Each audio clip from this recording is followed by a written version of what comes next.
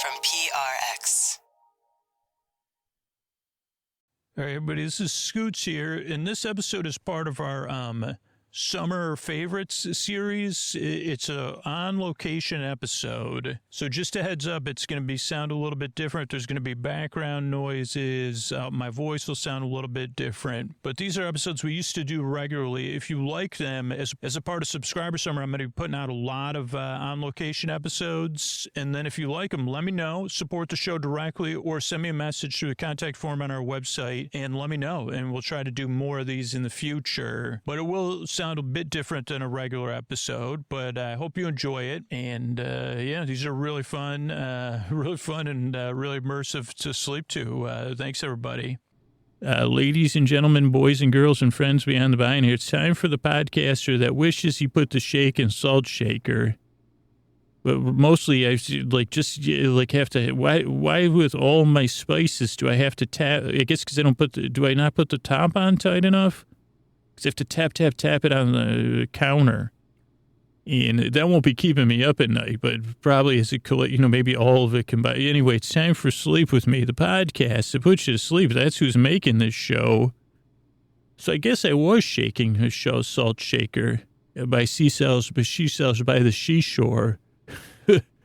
But tonight's episode of Sleep With Me is brought to you by all of our sponsors. And another way you can help out me or podcasting is just spread the word, whether it's about Sleep With Me or podcasting in general via tripod. Little birds, have you heard? The best thing around is to spread the word. So if you see an article and you think of a podcast that relates to it, make sure to comment on social media or, share, whatever you can do. That's a huge help. And that's it. Let's get on with the show.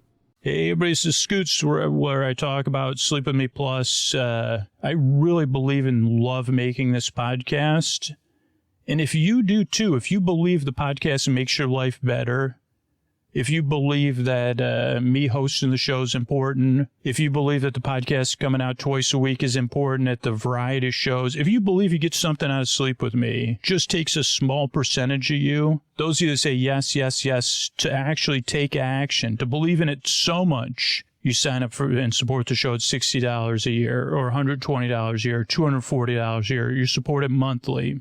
But if you believe in the show like I do, think about supporting it directly. sleepwithmepodcast.com/plus. And that's sleepwithmepodcast.com/plus, and say, yeah, I believe in it.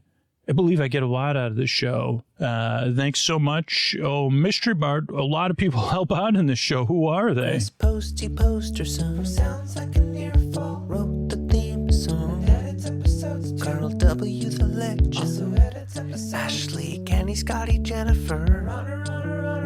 Eric and the team at Astoundor on the website. I am the Mystery Bard. I do the lullabies, yeah. I do commissions at JonathanMann.net. I'll write a song for you. Any reason at all. You can tell me the story and I'll make it personal. You see the kindness shine straight on through when the listeners form their own Facebook group. Keith, Stacy, Sarah, Julie, and Jennifer.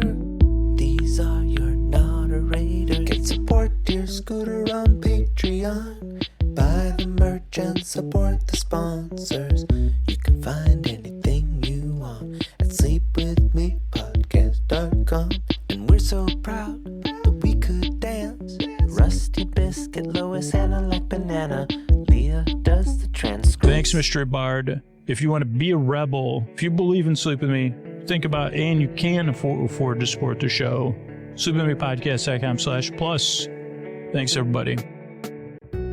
Hey, you have all night tossing, turning, mind racing, trouble getting to sleep, trouble staying asleep? Well, welcome. This is Sleep With Me, the podcast that puts you to sleep. We do it with a bedtime story. All you need to do is get in bed, turn out the lights, and press play.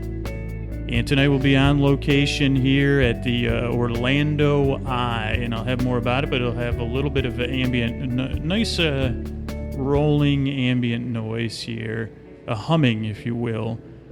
But if you're new here, this is the podcast that puts you to sleep. So I'm here to take your mind off whatever's keeping you awake, whether it's thinking, stuff on your mind, feelings, emotions, physical sensations, whatever's keeping you awake, I'd like to take your mind off of that. Tonight I'm on a Ferris wheel. I think it's a little more advanced than the original Ferris wheels.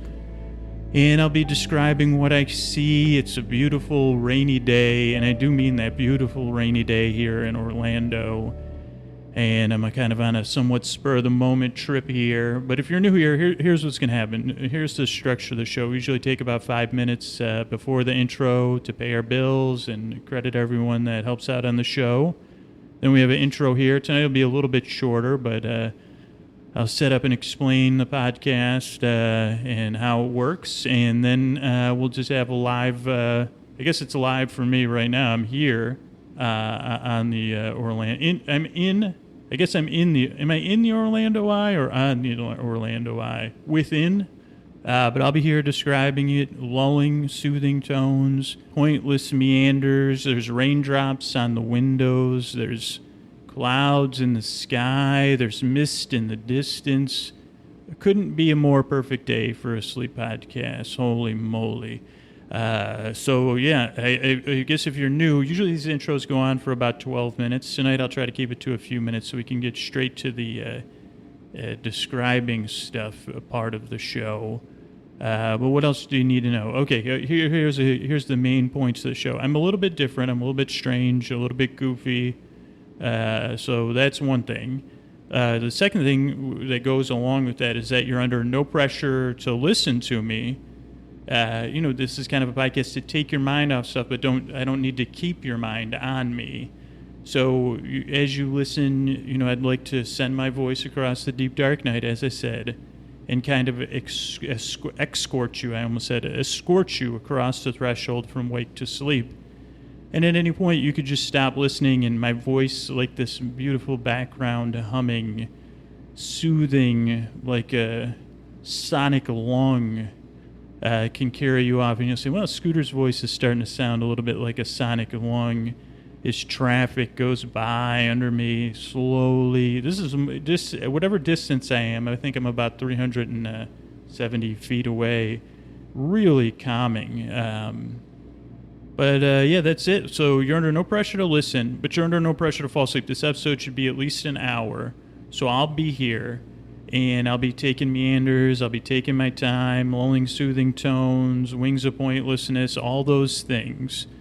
So even though it's a sleep podcast, it's here for an hour to keep you company in case you can't fall asleep. So I think that's it. The reason I make it is because I still have trouble sleeping now, but in the past, just like this circular wheel I'm on, my thoughts can be very circular, and around they'll go.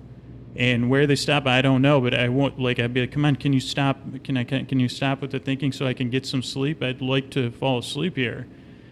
And they won't really go for that. So I guess that's why part of the reason I make the podcast. Second thing is I just like bedtime stories, or the idea of someone sitting there at a comfortable distance, whether it's the foot of your bed or the other side of your room, or on a phone call across the globe, whatever works for you. Or just, a strange person making a strange podcast to take your mind off stuff. I'd like to distract you because I've been there in the deep dark night tossing and turning. And it's really my honor to do what I can to help you out. As I say on every show, this doesn't work for everybody, but I hope it works for you. And as I always say, I'm glad you're here. I appreciate your time. Give it a few shots if it's your first time. This is an ambient background episode, so it might not be for everybody. But I really hope and I really yearn to help you fall asleep, and thanks for stopping by. And so we'll take a little break here and take care of the little business stuff, and then we'll get on to the view from the Orlando Eye. Sleep With Me is brought to you by Progressive Insurance. What if comparing car insurance rates was as easy as putting on your favorite podcast? With Progressive, it is. Just visit the Progressive website to quote with all the coverages you want. You'll see Progressive's direct rate, then their tool will provide options from other companies so you can compare. All you need to do is choose the rate and coverage you like. Quote today at Progressive.com to join the over 28 million drivers who trust Progressive. Progressive Casualty Insurance Company and Affiliates. Comparison rates not available in all states or situations. Prices vary based on how you buy. Okay, so I'm here, as I said, ladies and gentlemen, boys and girls, and friends beyond the binary. Welcome back to the Orlando Eye. Within, I guess I didn't decide. Am I within, upon? How about that? That sounds a very bedtime story. Upon the Orlando Eye, in the sky, do not cry. Hear my sleepy sighs here at the Orlando Eye. And the Orlando Eye is 400. I'll try to keep the HEIGHT talk to a minimum, but I do like to. I did want to kind of set some. I guess I'll do that a little bit later. But it's 400 feet high, which is 121.92 meters for all of you reasonable people who use the metric system. Unfortunately, I kind of know feet. Feet of 1 foot's 12 inches, I believe. We're here in the Orlando Eye. Just for a quick marker, the London Eye is 443 feet, but we're not comparing. You know, we're here to enjoy ourselves, and we're here in Orlando. I think we're off of I Drive.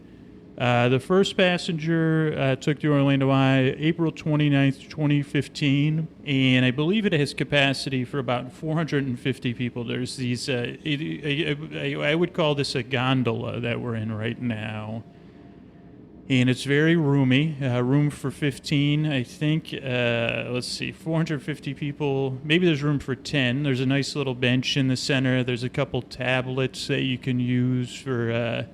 not placemaking, wayfinding, I believe. And there's ceiling-to-toe windows, giant windows, a nice handrail. My hand is on the handrail, warming it, reassuring myself that I'm doing a good job with the podcast, not so much of anything else. And this, I mean, I'm not just saying this because I'm on it. It is gentle. This is a smooth... I feel like I'm riding butter. Here's a question that doesn't have anything to do with anything. How many people how many horses are named Butter? That would be a good name for a horse, Butter. And then you'd say, I mean, I guess if it was our horse rides, I think I've only been on one or two horse rides. And I had the one horse that was temperamental. And but anyway, it wasn't Butter. It wasn't like, this is like riding butter. So butter companies, you know, if the branding opportunity comes up to have your own wheel, think about it, like riding butter. Also, I think butter, I mean, how about a sled made of frozen butter? New York State Fair is well known for its butter sculptures. What are the odds of, getting sleds made of butter? Or just butter-bottom sleds? That's a good alliteration. Butter-bottom sleds. Say that 5 times fast. Butter-bottomed sleds. I'll say it once slow. It reminds me of the River Bottom Funtime Band from Emmett Otter's Jug Band Christmas. And, what could be further from Emmett Otter's Jug Band Christmas than being sky high here on the Orlando Eye? Now, I've got 4 directions I can look in. No idea.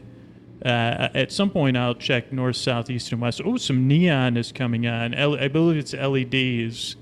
So the eye is lit. I am not. I'm just here with you. But I'm looking, whatever direction I'm looking in is the non-tourist direction. I wanted to start with that because it's, it's mundane. That's a strong word, isn't it, Scoots? I don't want to say it's mundane, and I don't want to say it's plain. And I don't want to talk about being in my membrane. What is it, Cypress Hill song? But it looks like I'm looking at, it looks like, my guess would be, like the parking lot's full. It's a work day. I'm here working in the Orlando Eye. And why am I in Orlando and all that? I'll get to that soon. But this looks like it could be a factory. It has a lot of stuff on the... Well, I guess you need a lot of air conditioning here in Orlando. So it could be a warehouse. But my sense is they're building something there. Why? No idea. No idea. And it's 1, 2 giant buildings and then a couple smaller buildings and then some outbuildings for parking. and those type of things. And beyond that are some like trees. We've got plenty of those here in Orlando. Some waterways, a couple office buildings, another industrial style building. And we're still rising, just in case anybody's wondering. We're still rising here. And then in the distance, some, I don't know if it's steam coming off of a building or, what's coming off of it. And like the windows have beautiful raindrops. Some are dripping and some are running, but it's quite nice here. And let's see what else I can get a little bit closer to the window. But let's see what I can see. Yeah, it looks like a river or canal. So this must be the working section of Orlando. I don't see anything that I would okay, there's a hotel. Yeah, this seems to be the working section of Orlando. It's the visibility isn't perfect, but I think it's perfect for this podcast because it gets misty. And as I said, there's steam and there's some long buildings. There's some tan grasses and green trees, and actually some rust-colored grasses here in the distance as I look off. And then a hotel. I don't know what hotel it is, but it looks like a nice one. And then a smaller one. I'd say that's a Courtyard. I mean, I'm no hotel expert, but I have done podcasts where I'm looking at hotels before. I would say that's a Courtyard by Marriott. I'm no expert. But the 4-story section things. The other one beyond that, I would say it's a tower with a couple of wings. It's a beige or brown color. So there's a beige color. There's a couple of popular colors for hotels. Tannish beige, but there's a lot of, if we have time, we could get into describing those. And off-white to tan. I noticed I'm a big fan of hotels with blue highlights. I don't know. I mean, also hair on Trader Joe's employees. I say, well, those blue highlights, they get me every time. And then I believe I see the Orlando Convention Center, though I'm not sure. That's just a big building that I say, well, that looks like a convention center to me. Then we have a little bit of construction going on in my foreground. And again, you say, well, Scoots, is this easy? I say, I don't know. At some point, I will know.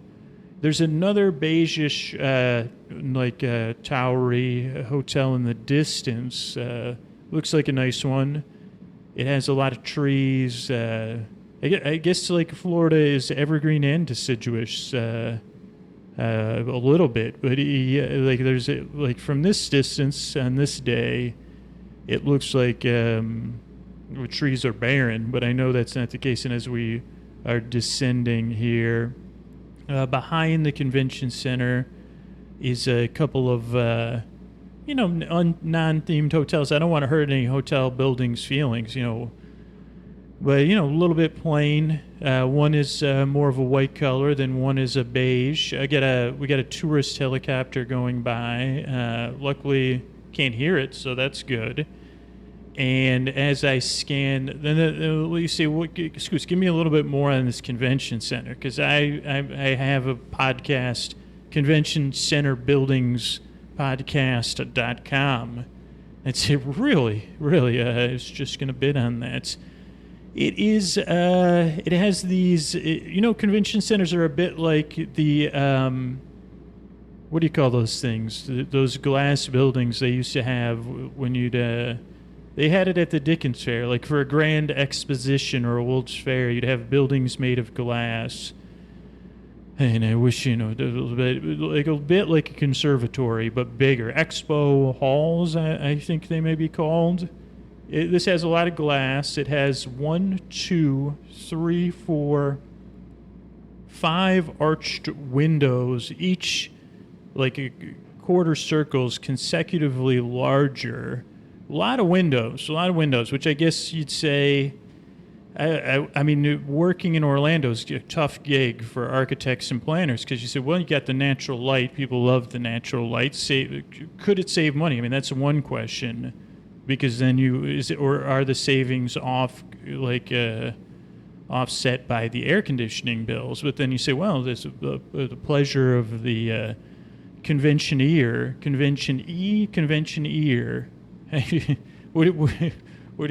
What do people used to hear at conventions? Convention-ears. Boom.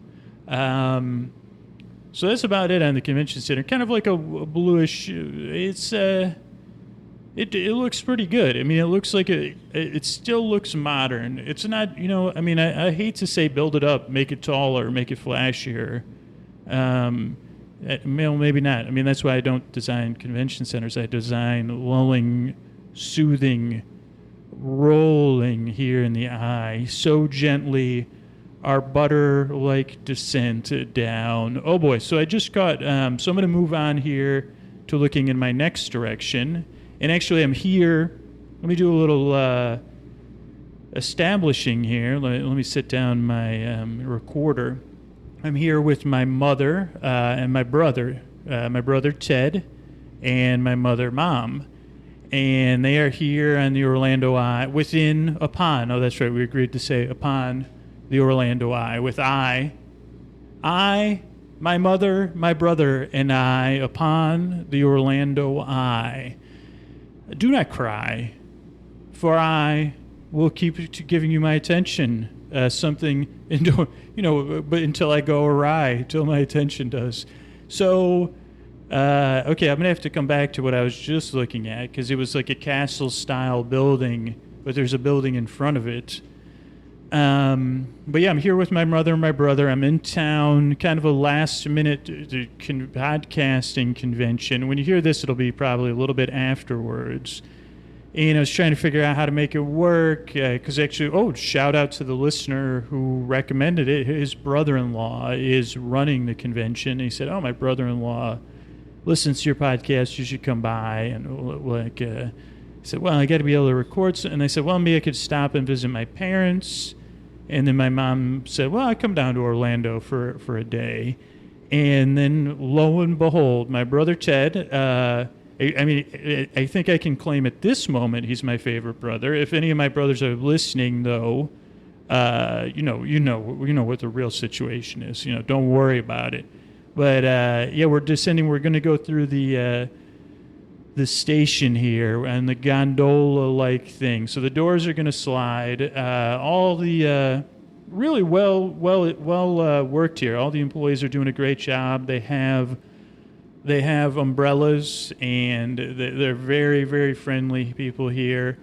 And on the same complex, and this is just this is not a sponsored episode. This was an idea I had, where I said, let me reach out to some places, some Orlando attractions, and see who's game for to let me record here.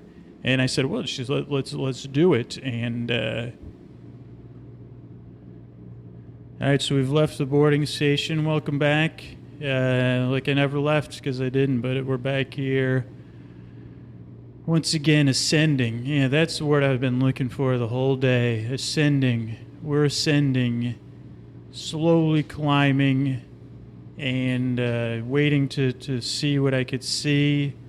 We're ascending, slowly climbing, see what I could see. And as we rise, now I don't know. I want to say I'm looking north, but I really have no idea. I mean, I feel like this. I'm standing looking north.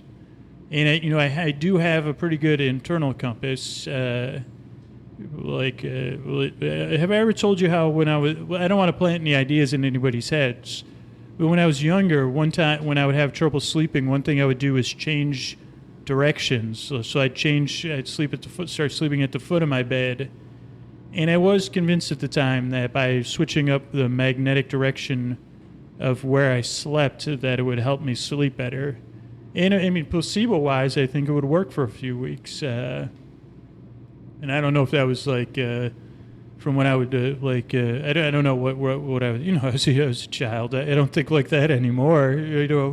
Maybe I do though. I was sitting and wondering if I should change up the direction of the head of my bed. But as we ascend here, I'm starting to check out some other faux Spanish-style roofs are popular here, or terracotta, I guess. I don't know why this just popped into my head, but you know that song, who's that by? I can't think of his name, but it just, like, I could try to figure out a way to introduce the song without, but Terracotta just popped in. My Terracotta don't want none. Oh, I guess my mom's pointing out that we're looking west. Due west.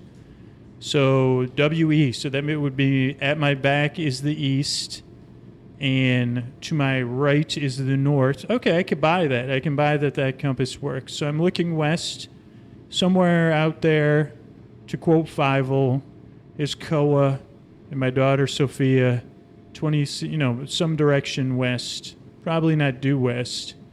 So I don't know, San Francisco is like on the same is that latitude or longitude as, what do you call that? Washington, D.C. maybe? But again, it's been a while since I've, looked at a globe. But yeah, as I look west, there's that Sand Lake, around Sand Lake. It looks like houses. And I don't know if these are the Airbnb, VRBO. There's a lot of these, and it's a great value. I've never done it, is renting a vacation home here in the Orlando area. And I used to be obsessed with this podcast these four guys did. Really taught me a lot about, it just got me interested in podcasting. There's four guys that were obsessed kind of with theme parks, like Disney in particular. And I just loved, the content was one thing, but it was their personalities and what they would disagree upon. And, some of them I grew to love and some of them I grew to loathe. I guess that's, I got to get used to that, when that happens to me. But it's a different story. But they used to talk about renting these vacation homes because a lot of them have pools and, washers and dryers and kitchens, and they're a little bit better priced. And I've never done it. I've looked into it, and the time I looked into it was like a last minute, at the holiday, so it wasn't a good fit. But somewhere to the west, holy moly, I gotta get my mom and my brother over here because I can see Space Mountain. Ladies and gentlemen, boys and girls and friends beyond the binary, I've just spotted Space Mountain. At a far, far distance to my west is the white touch of Space Mountain. I'd love to get my eyes on the Tower of Fun.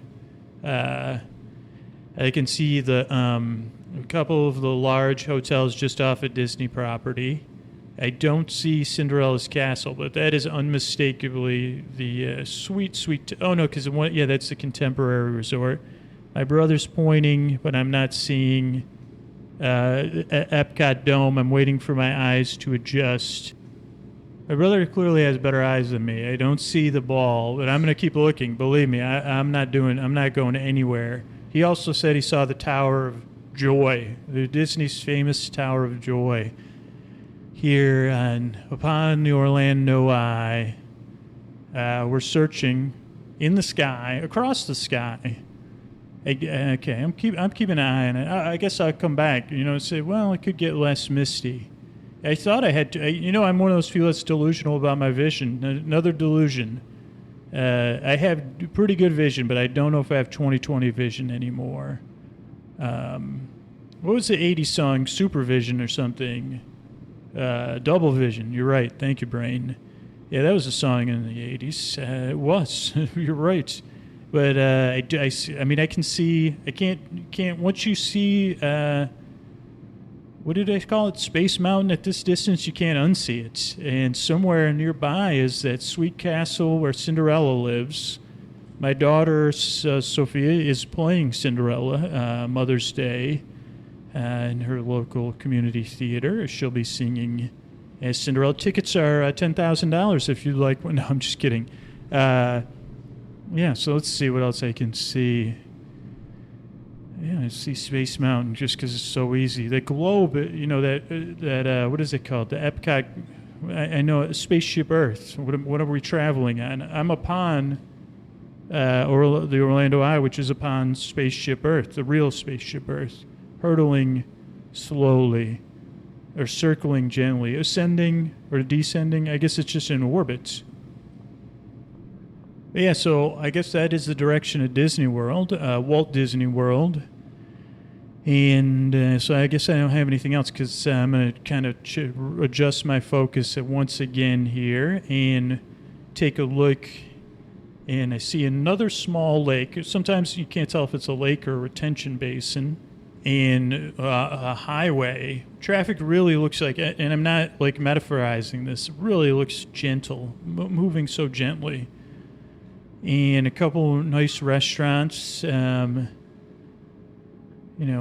guess as a kid, I don't know why I always projected like adult romance, not the seductive romance, but the romantic ideals of an adult upon Orlando as a child. I guess because I didn't, the first time I came here was when I was after my freshman year of high school.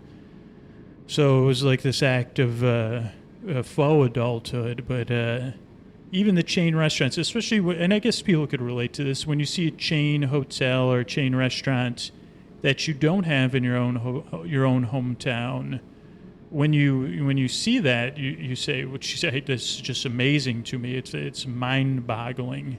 It's so cool. One day, I will eat at the Shake Shack or whatever. I saw that on the ride over here. Let's see. What else do we see here to the west? To the west. I'm looking to the northwest now. Yeah, W-E. My left hand, if I look north, is a W, right? I see a water tower, blue water tower, and I don't think I've ever seen that before. The first water tower I've noticed in Orlando seems to be a residential area. By the water tower. Don't know if that's rental houses or something else. And something, I don't know if that's an attraction, but I do see a white tower off in the distance. Not sure. It looks like it's in a residential area, so I'm not sure. Maybe it could be a very large church or a steeple. See Ross, Dress for Less. I can see that not that far off the horizon. That'll be not for TJ Maxx or Ross is always on my horizon when I need some clothes. Let's see. We're looking here. Still looking west. I think when I look north, that's when we're closer to some real cool stuff, and so I don't want to, get out of here too quickly. From the west, I'm still waiting for it to, hey, West Orlando, unlock your secrets. I'm watching you and looking, Lou. Okay, actually, maybe I should look. Okay, so I can definitely see the Contemporary Resort right now. So now I'm getting excited. I can see clearly the Contemporary Resorts. So I should be able to see the Epcot Globe. I see something else, but that could be Steam. So I see the Epcot Globe. Holy moly. I see Epcot, I think. Oh, I'm sure of it now. There it is. As I ascending there is the globe. I can't believe the distance that Disney World covers. Holy mackerel. Really, at this distance, is really mesmerizing. But yeah, so if I can see the Epcot Globe, there's a shot at I'll see the Disney Tower of Joy, one of my favorite attractions. Some reason it's being rebranded in Disney's California Adventure, which Ahab's wife and I discussed with displeasure. Hopefully they'll get it right, though, because I do have an appreciation for how hard everyone works, trying to keeps things creative. Just here, like, and above the Epcot, the spaceship Earth, is a crescent moon-shaped cloud, and it's a reverse crescent, so it's a backward C. Within the clouds is a crescent-shaped cloud, and it's puffy. Its bottom is a little bit darker than its top. Its left is lighter than its right, and it's wispy. Even though it's a rainy day, and there's cloud cover, it's some of the clouds still retain their wispiness. And I think that's just to keep tourists. You say, well, us tourists, we like our wispy clouds. Kind of like the wind. I don't know what that has to do with the wind in the willows, but when I say wispy, I want to say wind in the willows. Probably just because I, lean on. Talk about leaning on an upside down W. I do that with alliteration. So yeah, we're looking off at the mist and still waiting for the Tower of Joy to appear. But it took, what did that take me? 12 minutes to notice the Epcot. I can see some other buildings and no sign of the Tower of Joy. No sign of the Tower of Joy. Yeah, I mean, I guess I'm not exactly positive to look to the left or the right or how tall it really is compared to that Contemporary Resort is pretty big. And I think it's closer. Well, I actually know it's closer than the, what is that thing called? Space Mountain. But, what are you going to do? What do you want from me? So, yeah, maybe I'll look back there again. Let's see, Scoots, tell us about the foreground. Well, we got those terracotta roofs. Well, if you don't got terracotta roofs, I don't want none, son. I don't know if there's solar panels. I know there's so I don't want to go down that road. I know there's big debates about solar energy here. This is a sun state or whatever you want to call it. But this, one of these complexes, it's a pretty big complex. I can't see the name of the hotel. I'm presuming it's some brand name. She has 3 words written in blue. Or maybe that's the name of the buffet. But they have some, on top of their terracotta style roof is metal. And it looks like it's either been overexposed to the sun. So it's like a copper style roof with some white streaks on it. I would want to say it's bird stuff, but I don't think it is just because it's not uniform. It looks like it's running like the water from the sky, which continues to rain down on us. Right now, it's gotten more gentle. I don't see a lot of windshield wipers on. Ooh, oh boy, I just got to look at the, what do you call this? I got a really good look at this miniature golf course. They have an entire pirate ship in the lagoon. It's very impressive. It has, holy goonies. It's got 3 towers, crow's nests. I wouldn't say it's full size, but from here it looks pretty darn close. And as I was bragging on it, I never got a really good look at the flowing water. I can see one cliff that has triple waterfalls. I can see a raging river. Raging with joy, raging with kids. If you're miniature golfing with me, it might be but like a faux rapids. I can see a bridge over waters that are not troubled. Their trouble is encouraging your joy as you golf. How come it's called miniature golf? The golf balls are I don't mean to be Jerry Seinfeld, but the golf balls are the regular size. I guess there was a putt-putt was a brand name. Never been putt-putting. I remember when I was a kid, it was putt-putt for the fun of it. Putt-putt for the fun of it. But I never went putt-putting. I think that was more skill-based than novelty-based. Where putt-putting, or miniature golf, as they call it, they call it mini-golf. I was just corrected by part of my brain that represents the industry group that represents miniature golf courses. That they prefer to be called mini-golf. But why do they call it mini-golf? They should call it friggin' fun golf. Get over here and have some friggin' fun, because this golf, or, tween date golf, or a giant golf and golf-related jokes. That was a GULF golf, though. So, yeah, we're descending. I'm just monitoring some of the water flow. Really green greens. I know they're fake, faux green, but they really look good. Great greens, Batman. So we're now ascending. There was a movie, Jupiter Ascending, or was that a poem first? Yeah, because I really like this ascending. I really like that. But descending, not so much. I'm just trying to fill the time here. It also really getting a lot of good look at these trees. Now, I don't know, Florida trees. These look like oaks to me, though. But they have stuff on them, so I don't know. what's going on. But they look good. And our descent has been so slow that it's like butter. Like, I wanted to give you some perspective, though, because our next rise up will be really, like, I'll be looking to the west, which seems like the most things to look at. Don't worry. I mean, I'll take, believe me, you don't need to. But let's see, what do we have? So what is this? The Orlando Eye. Of course, I didn't forget what you were, Orlando Eye. The Orlando Eye is 400 feet. The London Eye is 433 feet. Now we're going to move to meters. So remember, the Orlando Eye is 121.92 meters. The Great Pyramid of Giza, 130 meters. So pretty close. So later tonight, like later on the next wheel, you could picture me, like, that would be a good place. I don't know if it'd be comfortable sitting at the top of the Great Pyramid of Giza, but it could be something you could picture me doing. I'd sit there.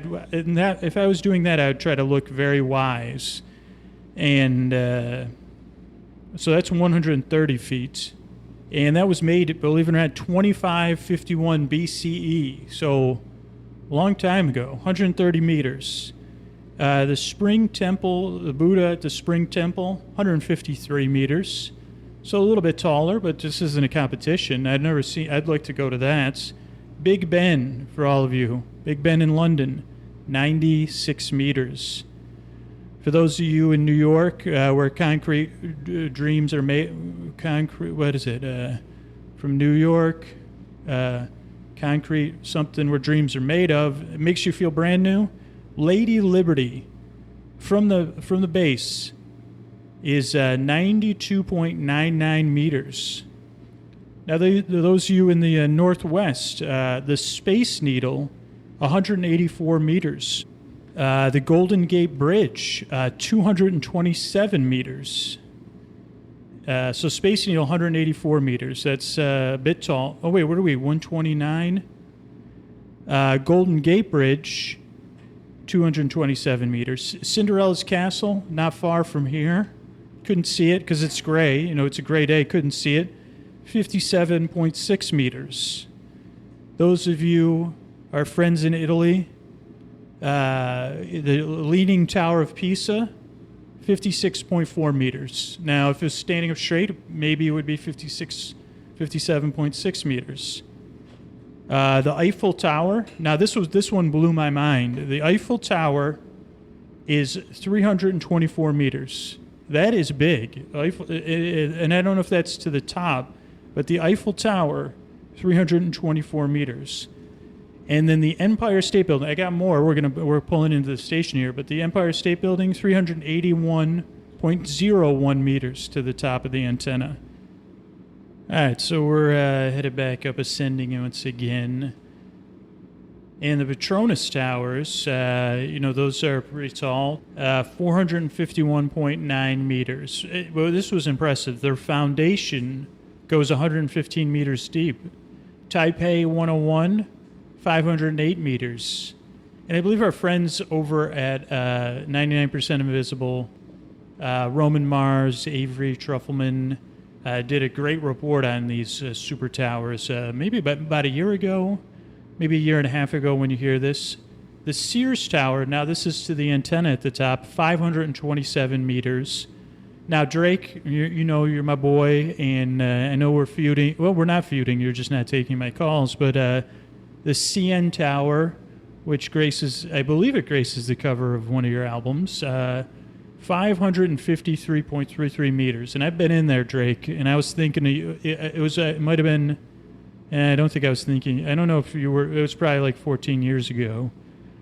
And then the Burj Dubai. I don't know if that's how it's pronounced. It used to be just. I think it was just the Dubai Towers. I don't know if at this moment it's the largest building in the world, but it's 828 meters. So there's some meters for you. It's a good band, Funky Meters. If you ever need a little perk. Listen to a little Radiators, a little Funky Meters, and, get actually, I don't know if it's Fat Tuesday, the day I'm recording this. I really have no idea. But here we go, our last looking west.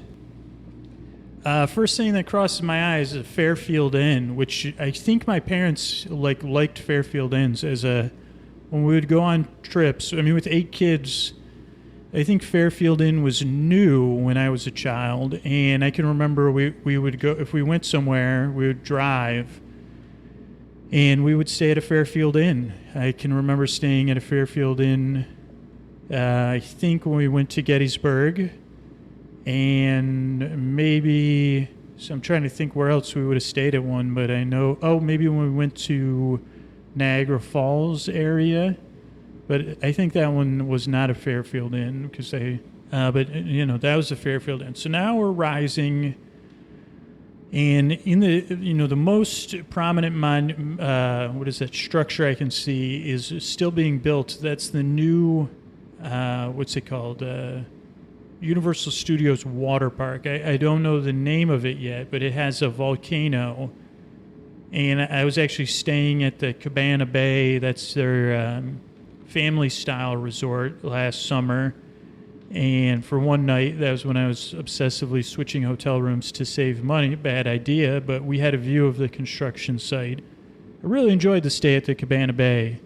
It was great. We had 1, 2, 3, 4, 5, 4 adults and 1 child, and there was 3 beds, and one was a fold-out couch, and 1 bathroom, but the toilet, the vanity, and the shower were all separated.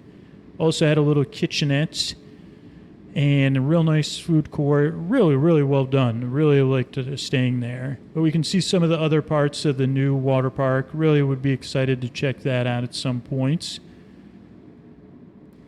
Just beyond that, we can see a couple other hotels that I'm not too familiar with. And then behind that, you can see Universal Studios and Islands of Adventure, and some of the taller rides for that, the tower ride and the green fun ride, and there's like a rock and roll style ride. I don't see any Potter related stuff because there's a lot of hotels in my way. We're still rising though. We're still ascending. And then, a lot of hotels. This is like the most hotels in this western view that I have in plazas. And, some people might get exasperated looking at all this. And, I could see how you feel. There's a lot of chain restaurants and a lot of consumption going on. But there's also memories being made and visceral adventures going on. So, both things can exist at the same time, I think. Maybe. I don't know. And then if we travel to right, there's one of these old school that I really would like to visit. It has like I can't remember the name of it, but it was like an old school theme park. Might already be closed down, but it features a central tower, very 1950s, 60s, 70s style. And it has a globe, like a metal globe on the roof. And I don't know how many people remember Biff, Back to the Future 2. It's not the exact hotel that Biff owned, because that was the Plaza Hotel in Las Vegas. But very similar style, kind of a plain lone tower, not all windows, which I guess nowadays, if you have a hotel room without a lot of windows, you say, oof, it's stuffy. And it has the metal globe, which is cool. And I think I could see that from a hotel room during our stay at some point. And I remember thinking that was pretty cool. I'm trying to see if I could see Hogwarts. I'm on Hogwarts watch. Hogwarts watch. I don't know if I see Hogwarts. I definitely see a lot of the stuff from Universal. But of course, Hogwarts is the same. Oh, no, boom, I see it. I see the towers of Hogwarts rising up behind the Cabana Bay, and it looks good. I say, well, that's Hogwarts for sure. Seen my first electric sign, like a video sign. Those are pretty broadly panned, but you'd think Orlando has billions of them, and I've only seen one. And now I see a second one. It's another thing when I think about Las Vegas and touristy areas are those style signs. Rain's picked up again, but it's still gentle. I don't know. I guess I'd say, man, it's nice. It's putting me in this chill mood to put you off to sleep. And I'm still traveling like butter here. My mom, by the way, my mom got off. She had enough of my rambling. Because when you hear this, it usually takes twice as long as when you hear it. So it's not, and also I'm very stern. So I say, no moving. Please, no moving. Please, no. Mom, can you breathe a little bit less? She said, I can't. And I said, well, can you breathe a little bit less loud? No, I don't do that. Because I have a dynamic mic, so it should do a good job. And you can hear this rumbling sound, a bit like the traffic when we're in Burbank. And I think this will make a nice noise. I'm recording 2 layers, so I'm recording my voice here on this dynamic mic, so I can get nice and close and in your ears. And then I have 2 condenser mics recording the ambient track, so then we can bring it up or bring it down and kind of play around with it. See some microwave towers or something, sending some messages into space. See some green pipes or green things at a construction area. Mini storage. That's the first mini storage I've seen. Fairfield Inn's pool. We could see that. No one's in Fairfield Inn's pool on this rainy day. Let's see what else we can see. Getting a better view of Hogwarts. I can see kind of the roof of whatever, some of the town near Hogwarts. Can't see London Station, but again, it's a bit misty and it's in the distance. And let's see what else we see here. If you might have the wish to view Orlando. Oh, Ripley's Believe It or Not Museum. We passed that on the drive in, and it kind of looks like it's off kilter. So like a bit like the Leaning Tower of Pisa, but only like about 6 stories. I don't know what the story of the building is. It's a Ripley's Believe It or Not museum or fun area. And that's another thing. I guess like, when you're a parent, you got to budget out these things. And when you're a kid, you want to do it all. I do know we went to a Ripley's museum when we were in Niagara Falls, and that was quite fun. But, this can be, you got to find some balance here when you come here. But you also, I don't know, what am I doing? Is this a vacation podcast or a podcast? I say, well, it's a little bit of both when I talk. Also seeing this thing that caught my eye earlier, which is a bit of a dome. It looks like a giant umbrella. Not sure what that is. It's west behind a couple of hotels, maybe some sort of 360-degree movie attraction. So we're just hitting the top right now. We're going to be ascending back down. Maybe I could go, let's see some of the colors I'm seeing. Aquamarine awnings. I guess I got to look up that. There's this great chart of adjectives for color or different words for color. I need that right now.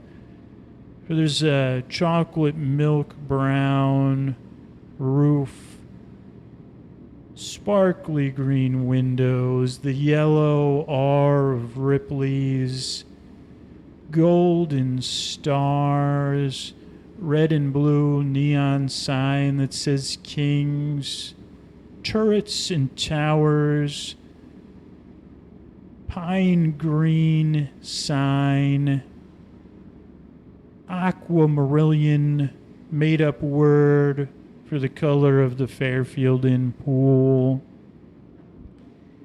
white arrow signs on the roof of a parking structure. What do you call that? Like a coral, the color of a beach shell, sand shell on the beach is the color of the HVAC units I'm looking down on. Cars going by of every color of the rainbow. Yellow airport vans and ones with white roofs.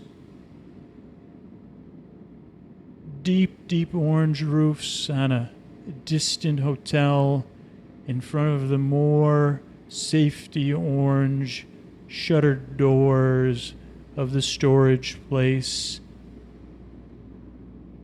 And then the trees. So many colors, but they almost blended. I mean, these are the kind of trees that Bob Ross would paint. I don't know if he'd probably skip the hotels and the restaurants and just paint Sand Lake and the trees around it, and the mist in the sky, and the wispy clouds floating between the rain and me, and the windows. So many windows. To be a glazer, is that what your job is when you work with windows? To be a glazer in Orlando, you'd be a busy person. Or if you, I don't know what the window washing situation is. I guess that was always a thing in my books as a dream career. New York City window washer. So I don't know how they do it here in Orlando. You know, another question that may not be answered. In different patches we have now with different degrees of rain coming down.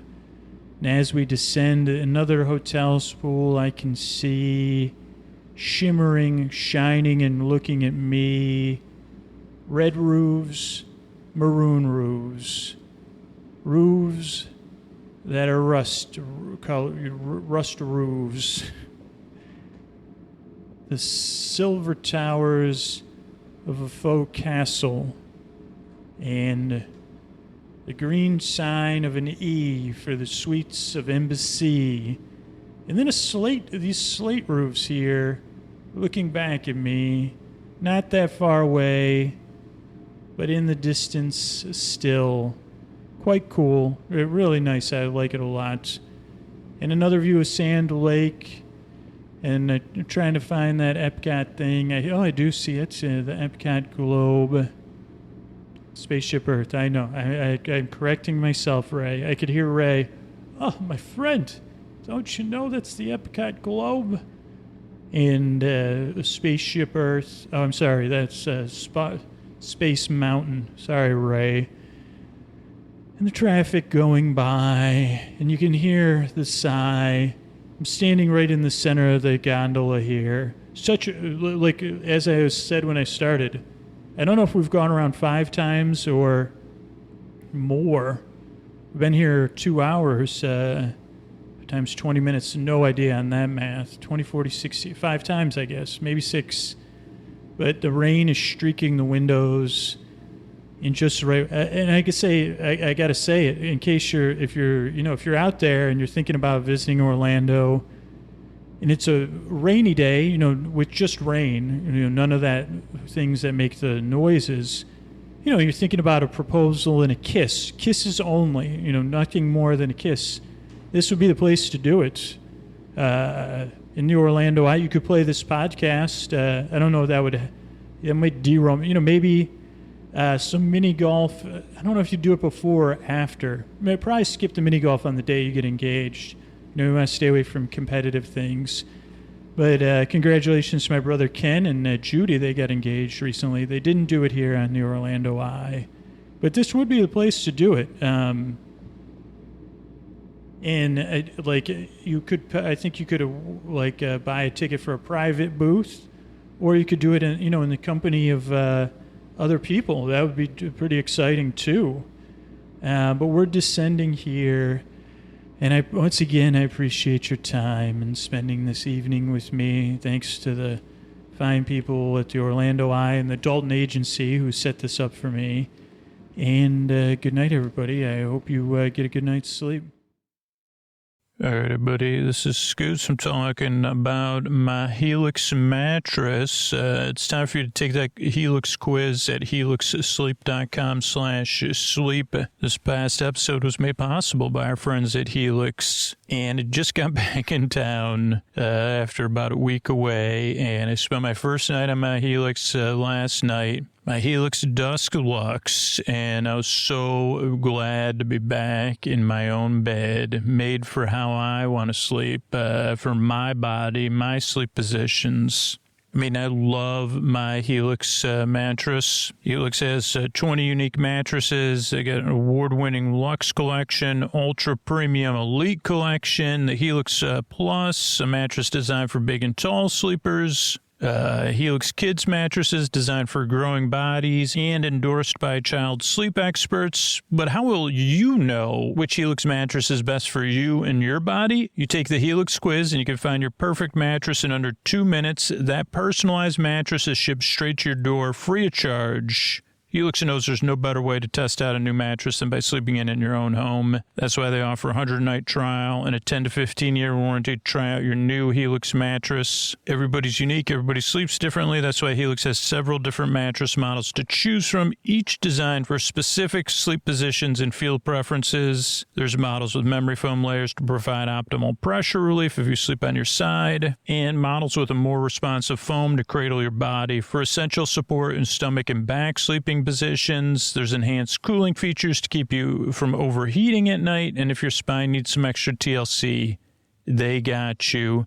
Every Helix mattress is a hybrid design, combining individually wrapped steel coils in the base, premium foam layers on top, perfect combination of comfort and support. When I took the Helix sleep quiz, I got matched with the Helix Dusk. I picked the Dusk Luxe because I sleep on my side, I sleep on my stomach. I don't want to be overheating at night, so I love the cooling features. And not only was it an upgrade for me, it's an upgrade every mattress I sleep on, even at nice hotels, even visiting family and staying in a spare bedroom. I cannot wait to get back to my Helix. It's what I want to sleep on every single night. If I could pack it with me and take it wherever I go, I would. Not only is it the best mattress I have slept on, but the setup is fast and easy. The Helix mattresses are delivered in a box straight to your door for free. Plus, Helix mattresses all come with a 10 or 15-year warranty depending on the model. And if you don't want to take my word for it, Helix has been awarded the #1 mattress pick by GQ and Wired magazine. It's even recommended by multiple leading chiropractors and doctors of sleep medicine